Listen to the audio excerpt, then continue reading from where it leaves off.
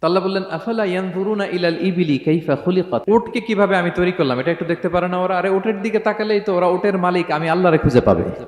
উটের কথা আল্লাহ কেন বললেন? উট হচ্ছে এমন আজীব একটা প্রাণী যেটা প্রাণী বিজ্ঞানীদেরকে হয়রান করে দিয়েছে। আল্লাহু আকবার, আপনি অবাক হবেন উটের যে ফিচার আল্লাহ তাআলা দিয়েছেন। মক্কার লোকেরা উটের গোশত খাইতো, উটের দুধ খাইতো, উটের চামড়া দিয়ে দ্য ফাইনেস্ট লেদার তারা বানাতো, উটের উপর মাল নিয়ে বোঝাই করে এক প্রান্ত থেকে আরেক প্রান্তে পাড়ি দিত, নিজেরা উটের উপর রাইডিং করত।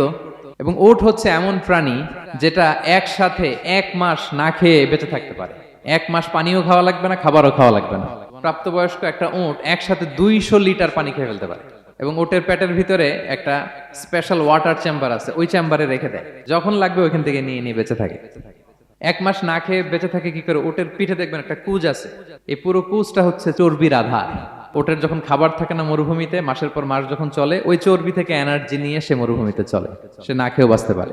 আমাদের চোখের মধ্যে যেমনি একটা পাপড়ি, এরকম এক পাপড়ি দিয়ে উটকে আল্লাহ বানায় নাই, ডবল লেয়ারের পাপড়ি দিয়েছে। কারণ মরুভূমির মধ্যে চলতে পথে লু হাওয়া থাকবে, মরুভূমির সাইমুম, বালুর ঝড়, এই ঝড় মোকাবেলার জন্য, লু হাওয়া মোকাবেলার জন্য ডবল লেয়ারের চোখের পর্দা।